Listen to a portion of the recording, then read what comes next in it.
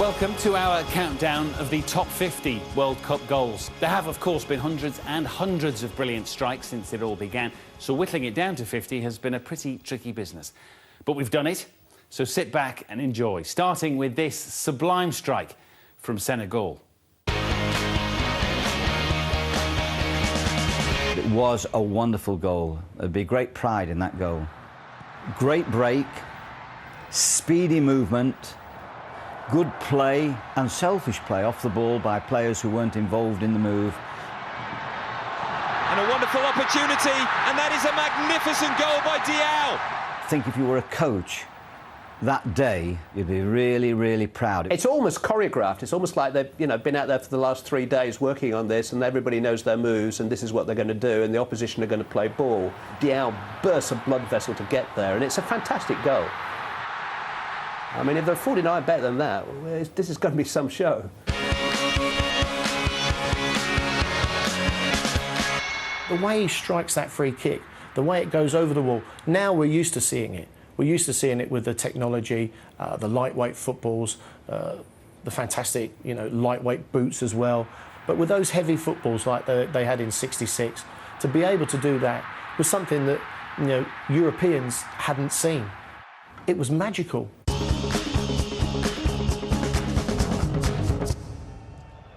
This was a particularly good goal. Puyol breaking it up, playing cleverly with Torres.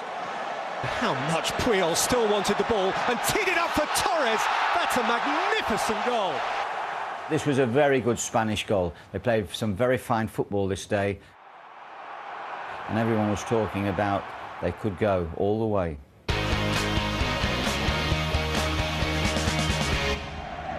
Rescue. And it's down the left that they concentrate this attack. Oh! What a stunning blow that one is! The camera picks him up, and it looks like he's actually meaning to cross, and I have to say, I think that gives it away. I'm not sure he meant it. Was it a fluke? I don't think it was. Give him the total credit. He's a great player, and he probably thinks he deserves the benefit of the doubt.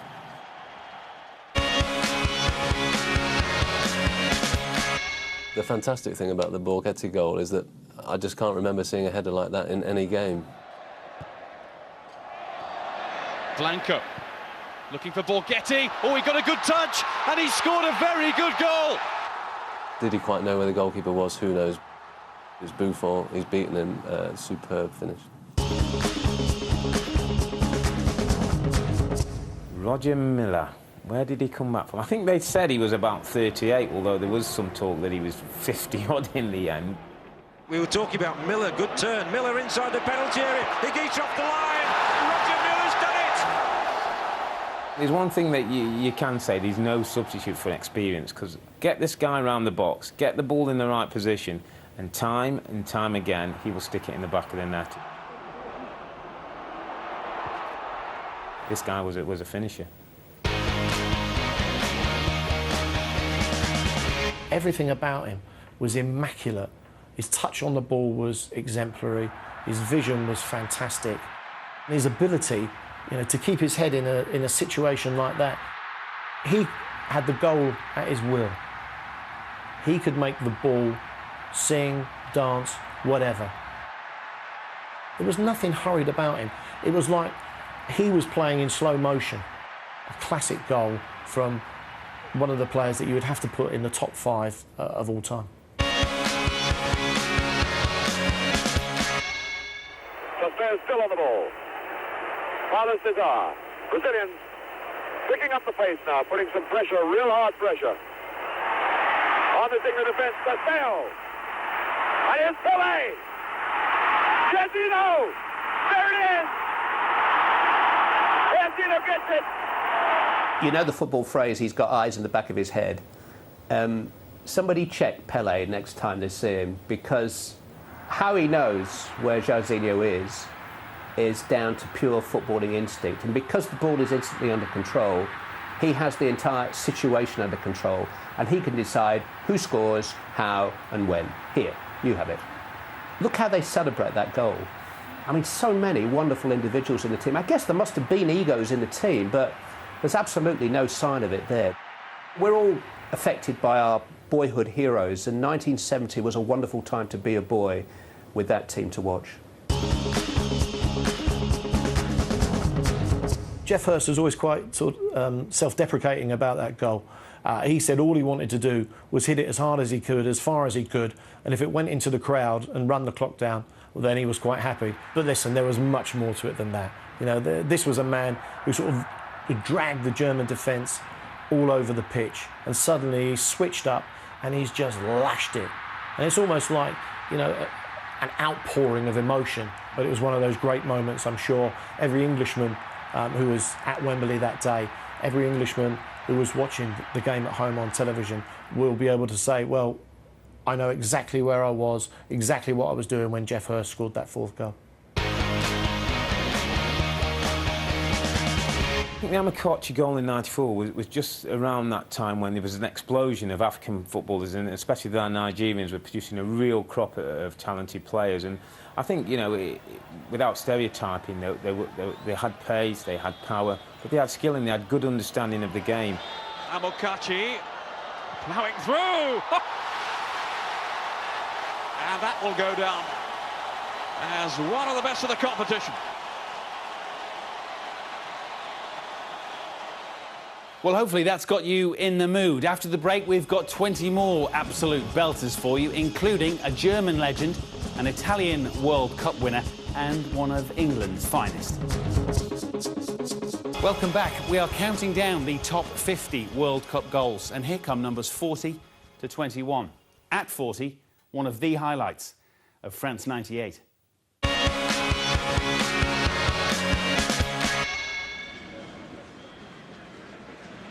This is Najenka. And he's being invited to go a long way here. Still Najenka. He's gone right through and scores! Oh, what a goal! The Austrian defence in total disarray. But he still had to show great composure in front of goal.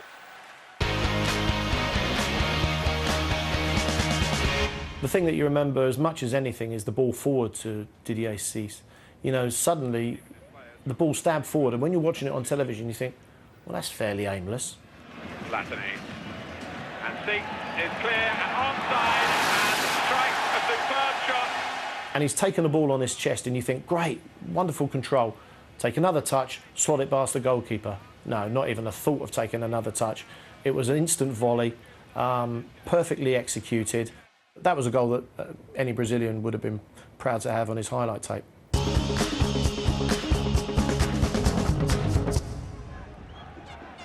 I think he was one of those players, Lechkov, that I hadn't really heard of before the World Cup, but he made a big impression. And a goal! Lechkov! Remember, he had like the slightly balding head with the little piece at the front, the little island on, but he was a great header of the ball. You saw his timing, he was great at running inside defenders and making a contact, and he was a potent weapon coming from midfield, and it played a big part in Bulgaria's success.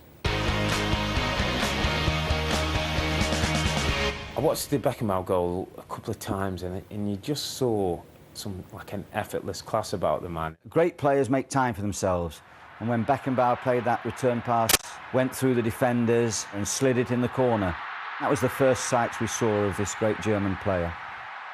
I was watching him and I thought to myself, I don't think I've ever seen him with dirty shorts. He's one of those players who, did he ever tackle? Did he ever get dirty? A little bit like Bobby Moore. You know, there's some players who the game is almost too easy for.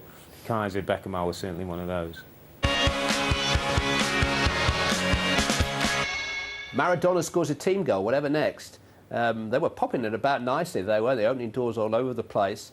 But there was still a pass on, actually, when it came back to Maradona, but he thought, no, my turn now. My return to the team needs marking with something special. Stand aside, everybody. Watch this. Maradona! Oh! Maradona scores! And he has marked his return to international football with a stunning strike. We thought it showed a man back at his best, but his celebrations told us another story, and obviously subsequent events prove that, that shot was fueled by more than just his left foot. Germany were at home, it was their tournament, you know, they were one of the favourites, although it was a young team to do well, and it's such a difficult skill to hit a ball coming across your body at the pace that it was hit. Torsten Frings has hit it! Fabulous! So many players were looking to shoot on sight. It was almost as the coaches had been saying to the players, when you get near goal, have a pop. We'll never hit a sweet one. He might never hit a ball like that again. It absolutely flew in. And I think at the time started to raise the expectations of the Germans that it could be their year.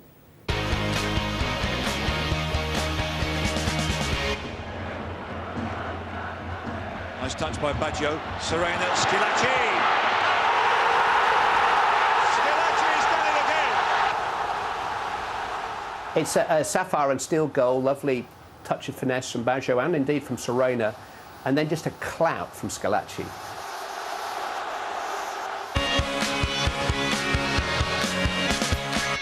I was slightly surprised in the Bajcevic goal because it showed an unexpected flair and skill that I wasn't sort of looking for, and he turns inside left foot and right foot inside two defenders, and I think kills the ball with the inside of his left foot into the top corner. What a good goal! What a marvellous goal from Wiesbeck! Picks that out of the net. We won't see a better goal than that in this World Cup.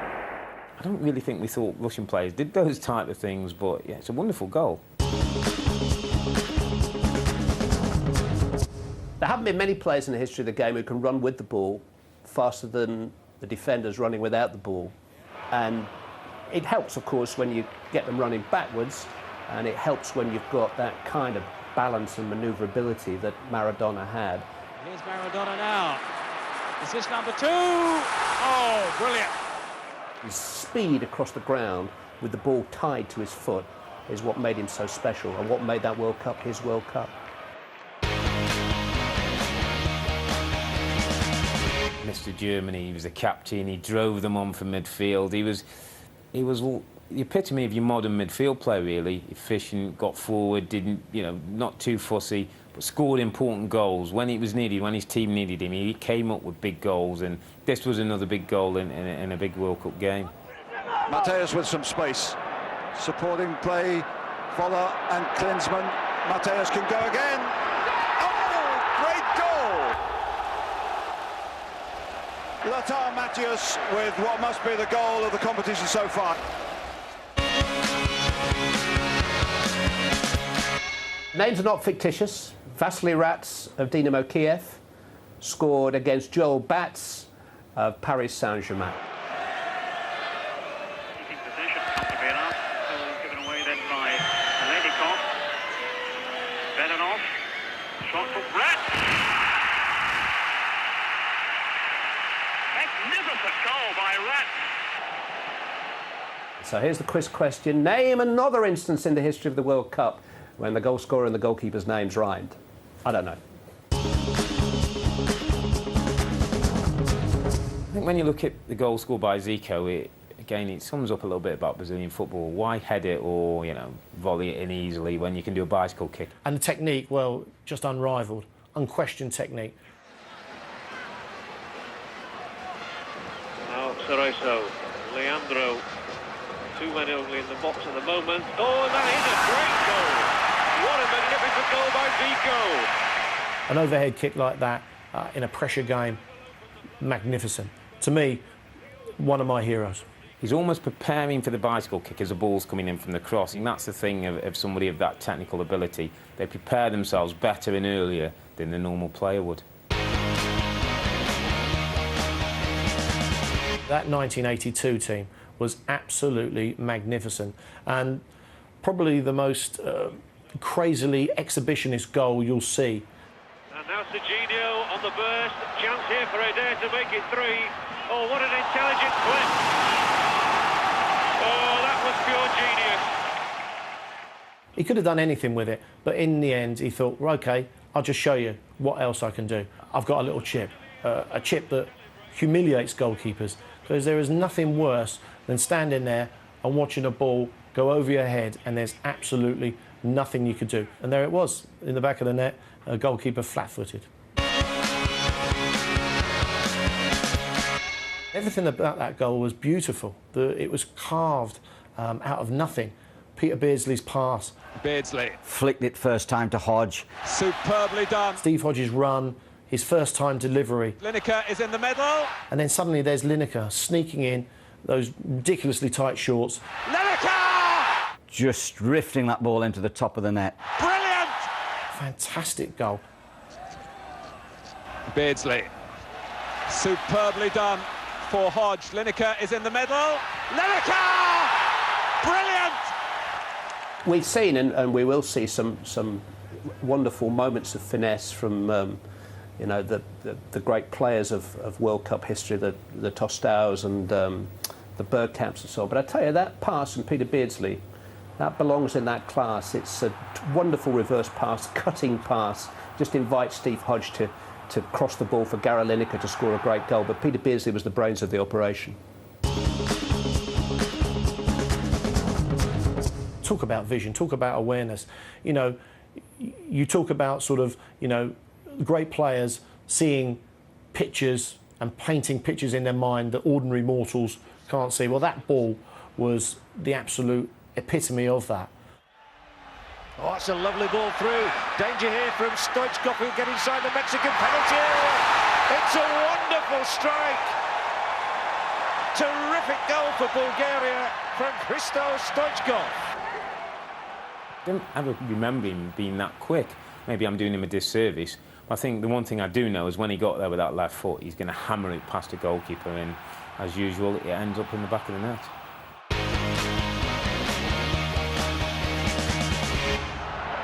Giannini.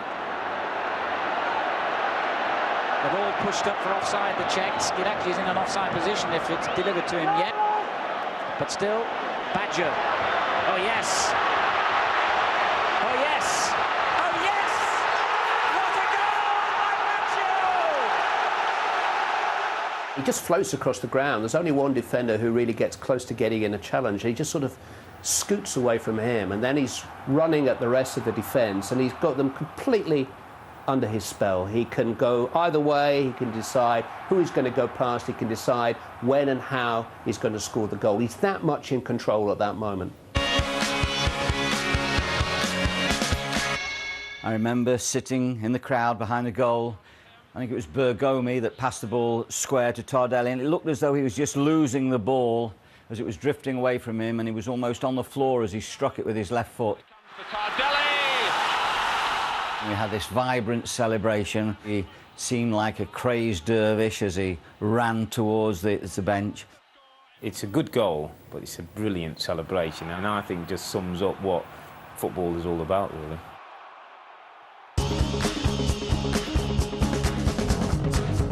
He was one of those great players who could step up into any position. You know, he played at fullback, but you could have put him in midfield. You could probably have played him up front, and he would have been absolutely at home because he's just so technically gifted and with a great shot on him. Breitner coming forward. Breitner's shot! Yes! What a beauty! He was a left back, and here using his right foot with, whacking a cannonball. Two-footed player, great player.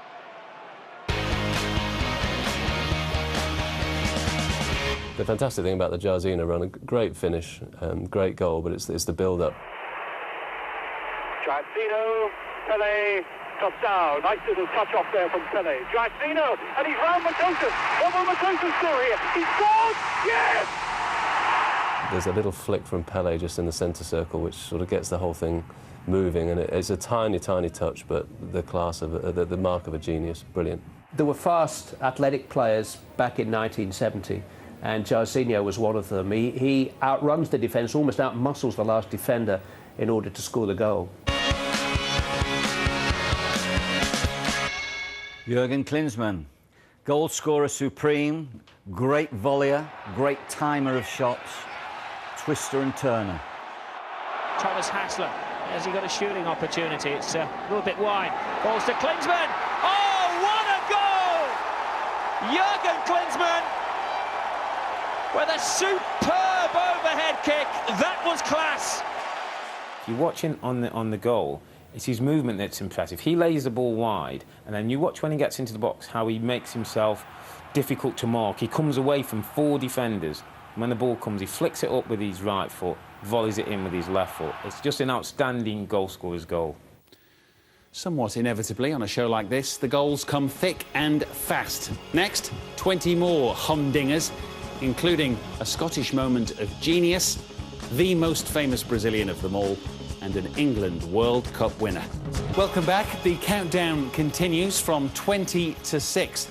And at 20, one of the few moments England fans had to cheer at the last World Cup.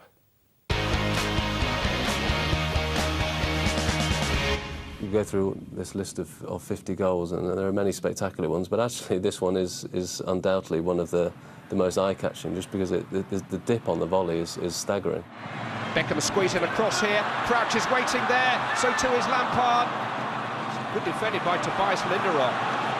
Joe Cole, why not? Swinging shot, brilliant! Oh, why not? Absolutely fantastic goal from Joe Cole.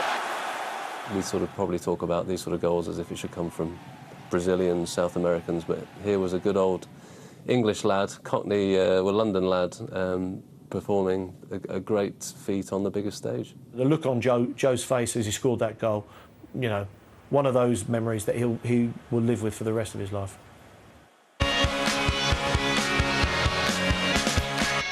To my dying day, I'll never know how Kubias does this.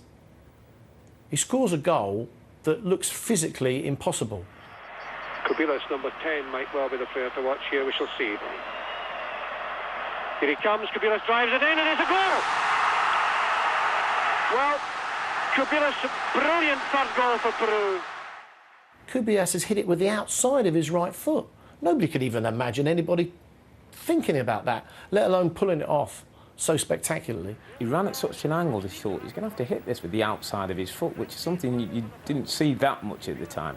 And he hit it with such pace and bend with the outside of his right foot. And again, it was one of those moments where I think as a kid you go outside and you start practicing to try and kick this ball like he does. And, I mean, it's a great skill to have, and it's a super goal. You think of great Brazilian goals and you think of them scored by forwards or midfielders, but this was a right back. Josimar.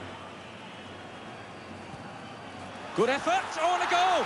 A gangly, spider-legged right back whose limbs didn't look as if they should be attached to his body. They had a life of their own. But suddenly he's galloped forward, and it was a fantastic goal. Argentina were many people's favourites. They had a very fine side.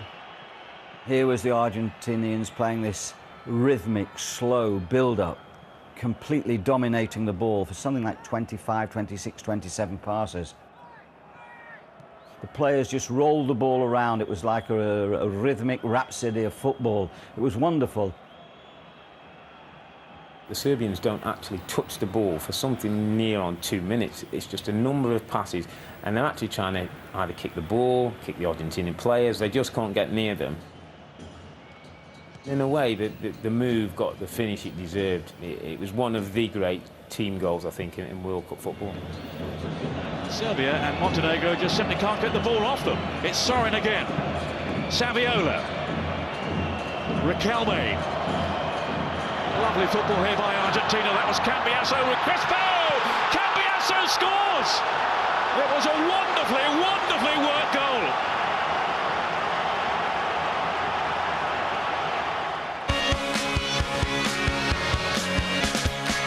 I loved Adair. Everything that he did in that tournament was brilliant, and he had such confidence in his own ability. He could do anything he liked with his left foot, and that volley, you know, after the little dummy, he's flicked it up and just lashed it. There's Adair. Oh! And Adair, it's net victory for the Brazilians. All I can remember is the goalkeeper standing for about 5 seconds after the ball's in the back of the net in exactly the same position. He was one of the great Brazilian players, certainly of that era. Everybody remembers Zico, they remember Socrates, Falcao, but Adair was something special. It was what I call the 3 Ps. It was patience as he waited for the ball, it was precision with the way he connected, and it was power. I mean, it was past the keeper before he could even move. It was an outstanding strike. The goalkeeper had absolutely no chance. Headed away by Henriksen. Came to Garcia. And then Rodriguez, oh! Garcia's touch, or his touches, they're almost playful, aren't they? It's almost like a bit of sort of training ground keepy-uppy. And then eventually just sort of lifts it towards Rodriguez and says, go on, son, you know, get your foot through that, have a strike of that.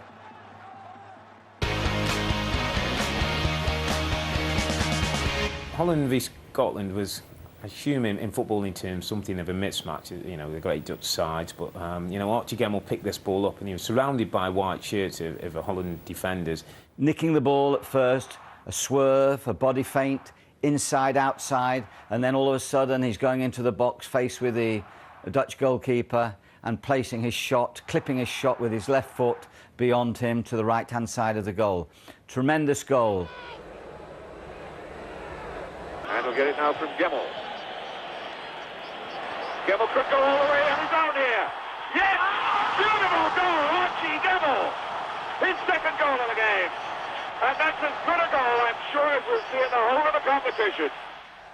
To be honest, I'm as much struck by seeing all these fantastic Scottish internationals. You look at the team, Dalglish, Souness, Asa Hartford running over to celebrate. And it really makes you pine for the days when Scotland did produce this sort of football. Archie Gemmill's memory of that will be a very proud one. It was a very, very fine goal. He was very cool. It's just an outrageous place to shoot from. I mean, they've got 3 or 4 players rushing into the box waiting for a cross.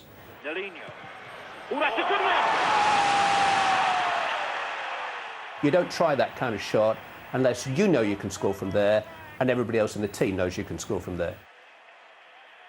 Your instincts tell you that it must have been deflected, but I've watched it a few times now and I can't see a deflection. I think that all the bend is Nelinho's bend. I don't think it touches anything between the outside of his little toe and the inside of the post. Bobby Charlton, left-footed or right-footed?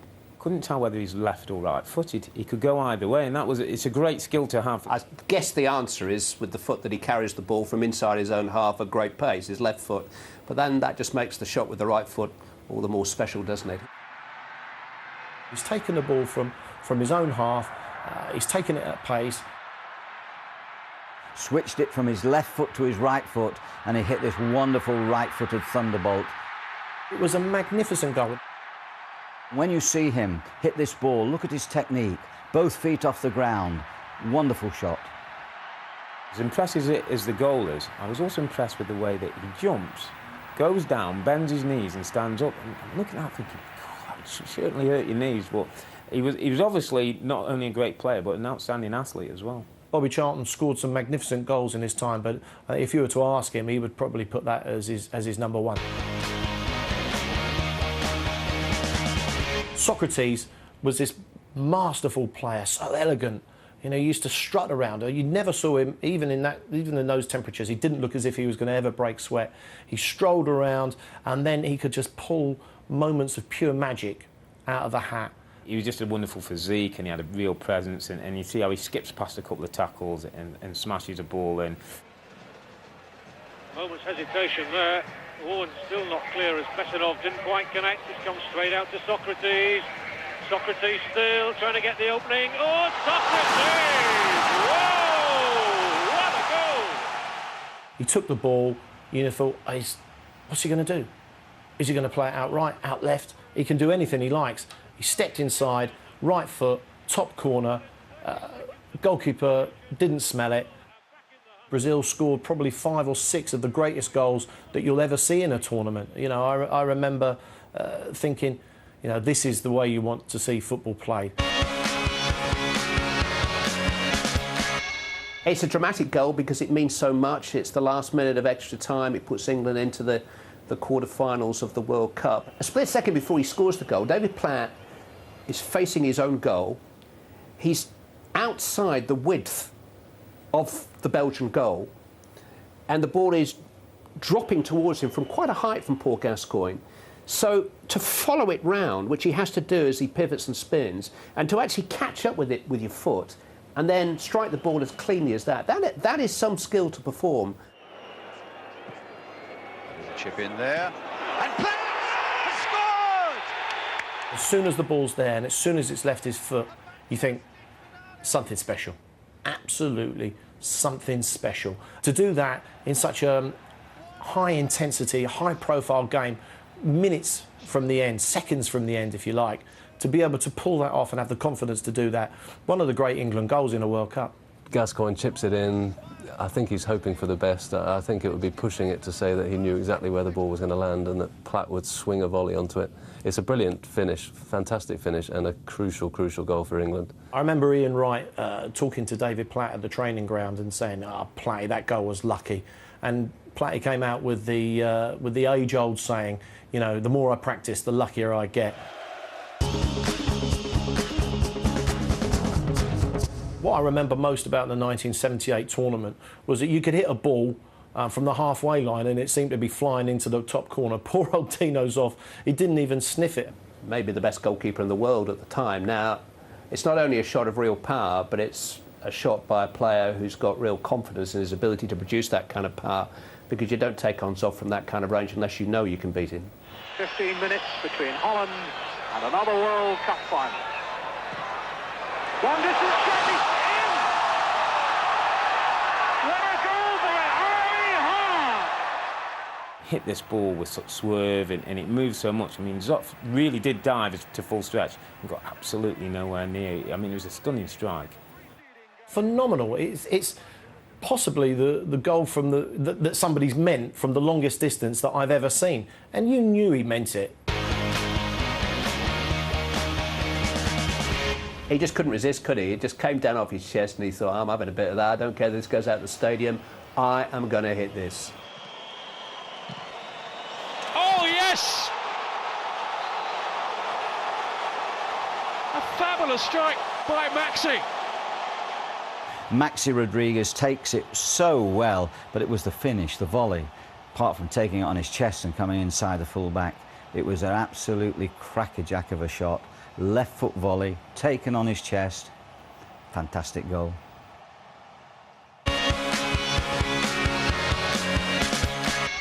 We'd heard so much about this young phenomena, Pelé. Here was Pelé, a teenager, scoring a superb goal in a World Cup final. I think the context, has to be remembered, and that's why this goal definitely deserves to be up near the top.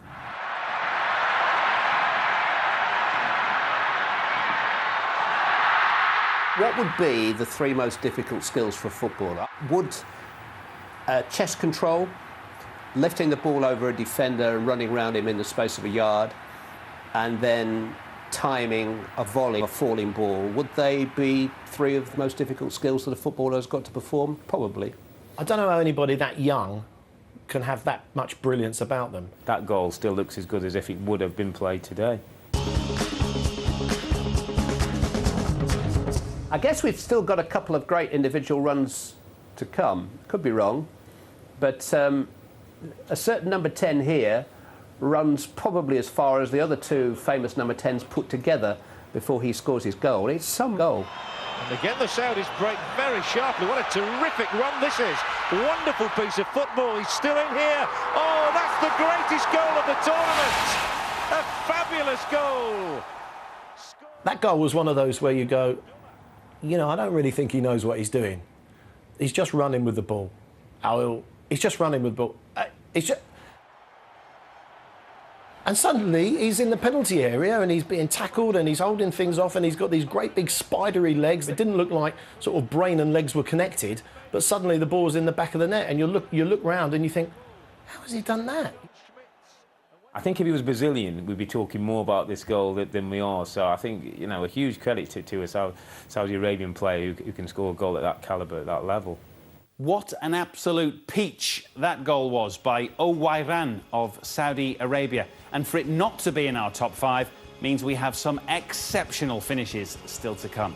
We have a Dutch master, the greatest player of all time, and the greatest team of all time. But who and what will top the pile? We have finally reached the top 5 in our countdown of World Cup greatest goals, which means, of course, that we have 5 worldies to show you. At 5, cast your minds back, please, to 1998, when a young Englishman made his mark on the world stage. England schoolboy player, prolific scorer. Was he too young to put into the England team? He wasn't. I was in the stadium that night and Beckham passes him the ball and you think, OK, hold it up. You know, we've been under a bit of pressure. Don't do anything silly. Let's just kill the game. Let's calm everything down. Beckham now to Owen, and here's another Owen run. He's going to worry them again. It's a great run by Michael Owen, and he might finish it off. Oh, it's a wonderful goal! What an amazing moment in Michael Owen's young career. He was so precocious at that time. You know, a teenager who didn't have any fear. He said, well, OK, I may be a kid, but I'm going to take you all by surprise. And suddenly, the fear was in the Argentinians' eyes. As he moved towards them, they were backing off, and you're thinking, OK, now just pass it. And you could see Paul Scholes appearing out of the corner of your eye, and you're thinking, give it to Scholesy, give it to Scholesy. And you can actually see Scholesy screaming for the ball. And Owen ignores him, absolutely ignores him, and lashes it in. And you think, hold on, that's one of ours doing that against the Argentinians. This really could be our night. This is sensational. That was Michael Owen in 1998. He was, you know, fast as a blur to begin with, but just so wonderfully, naively confident. Nothing fazed him, nothing bothered him. He was on that stage and he felt that he belonged from the beginning, and so once he finished the run, smash it into the top corner, and that's what he did. You take away that memory, and you take away the memory of a press box, jaded, cynical hacks, if you like, all to a man. Even some of the Scottish guys in the press box, and I'm sure they won't thank me for saying so, were up on their feet, just looking at each other in disbelief. And as the players were hugging each other and scrambling to get to Michael Owen, a load of journalists were looking at each other going, yes, and throwing our arms around each other. Laptops flying everywhere, pens, notepads. People just couldn't help themselves. I mean, here was a young lad coming in at this huge tournament and just, just treating it as if it was a park game. It was, I think, definitely the greatest World Cup goal scored by an Englishman, that's for sure. It's a wonderful moment because it's a goal for Mexico in Mexico City in front of 120,000 people. Anybody who's watched football in Mexico will never forget it. Negrete. And Negrete again! Magnificent goal! It was a great move. As he plays the 1-2, the ball never touches the ground. I think there are 5 touches there and the ball touches the ground once. It's just tip, tap, tap, tap. It's like a little training ground game that they're playing where the ball's not allowed to touch the ground until it touches the back of the net. The scissor kick was perfection. You know, he's thrown himself up and you think, oh, he's diving for a penalty, but then suddenly he's swiveled and he's just spun the ball into the far corner across the goalkeeper. Volley's actually hit with a lot of control. There's a lot talked about body position in analysis of volleying a ball, and I don't think you'll find any football textbook which says that the body position should be completely horizontal, as it is in that case. But somehow Negrete finds the kind of balance to be able to steer the ball exactly where he wants it to go. Everything about that goal was South American. You know, everybody forgets that, you know, the Mexicans have got the touch, the equal of a Brazilian, of an Argentinian, and the vision to be able to do that was outstanding. 3 touches, and I don't know which is my favourite. Control, turn, finish. Can you think of anybody who could have scored that goal with that kind of style and panache? Anybody? I can't. Long ball play towards Bergkamp. Bergkamp's come inside, and Bergkamp has scored a sublime goal, the sort of goal that only he can score. Just remember the pass as much as anything. Bergkamp had peeled off, and De Boer to pick him out, inch perfectly from probably 50 or 60 yards, the control from Bergkamp, the balance to take it past the defender, and then just that little stab off the outside of his foot. He didn't panic, he didn't rush. It was like ice water sort of flowing through his veins, you know, despite the fact it was 90 degrees and it was this huge match against Argentina. I think if you know the man, you understand the goal. He's one of those players who goes cool in what I call hot situations, and the way that he touched the ball, brought it inside the fella and knocked it in is genius, really. The stage was set. England against Argentina. Maradona, this phenomenal, squat, quick, elusive player. took the ball in the centre of the field, and there was Peter Reid. Number 16, is he? Starts to chase Maradona. And actually, Reedy, for a chugger, was no slouch over the first few yards. But after about 3 paces, he kind of starts to wave him goodbye, and Peter satisfies himself with having one of the best views in the house and one of the best goals ever scored. I remember speaking to Peter about it a few years ago and saying, you know, Pete, why didn't you just hack him down on the halfway line? I said, you had the chance. He said, I couldn't even get close enough to kick him. He said, that's how good he was. I think, to be honest, now he looks back, he can also just feel a privilege to have been on the same pitch as possibly the world's greatest player, playing possibly his greatest ever game. But we haven't been able to control the play in midfield the way that Maradona has been able to do. And he's hurting England again here. It's a brilliant run. It's one of the World Cup great goals.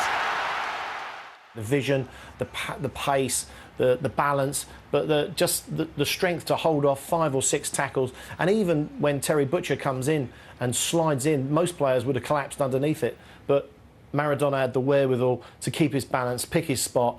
And although Terry Butcher will tell you he probably got the last touch, it's not one that he's ever going to claim. I think he's dethroned Pelé. I've never seen such a wonderful player. He's fantastic. It is a fantastic moment, and David Pleat said it straight away. You know, this is the best player in the world now, and that was the goal, probably his greatest ever goal. I remember that Azteca Stadium in Mexico went absolutely crazy, and of course I think England, tongue-in-cheek, really knew that they'd seen a goal scored against them of the very, very, very highest quality. It's the goal that the victory and the team deserved. It's what they could do. No other team at that World Cup could do that. Maybe no other team before or since has been able to do that. It is their signature moment. It just epitomises all that's great about Brazilian football. Pace, the rhythm, the balance, the control, and a stunning finish at the end. I think everyone can understand this being the winning goal, the context, the Brazil 1970 team. There's just a joy about it that I think sums up the 1970 Brazil side, and well, it makes you smile to watch it, doesn't it? It's exuberant, and that's what Brazilian football is. It only happened once in the 1970 World Cup, and we know who did that. I don't think Brazil are going to do it here. Erzino, faced by Facchetti. Oh, it's not a bad ball for Pelé on the right side. It's Carlos Alberto. And what a great goal that was! Everything about that goal was just was perfection personified. The little turns, the little drag backs, and then suddenly Carlos Alberto came charging up from the back. You know, he must have run 40 or 50 yards just to get on the end of it. It was absolutely magnificent. This goal really epitomised everything about Brazil, the way they waited for players to come and support, the way they took their time, the way they worked the ball from the left of the field to the right of the field, and the way Pelé just held the ball and waited and almost teased the Italian defence. And then at the last second, when he knew that Carlos Alberto was on his shoulder, he just waited and slipped that ball as though to say, here it comes, here it comes. And Carlos Alberto came and thundered that shot into the far corner. That was beautiful football. Well, it seems only fair, really, that the #1 spot goes to that seminal Brazilian World Cup winning team from 1970, although any of the top 5 could have been worthy winners. We've seen some great goals, and I hope brought back some great memories. Oh, it's not a bad ball for Pelé on the right side. It's Carlos Alberto. And what a great goal that was!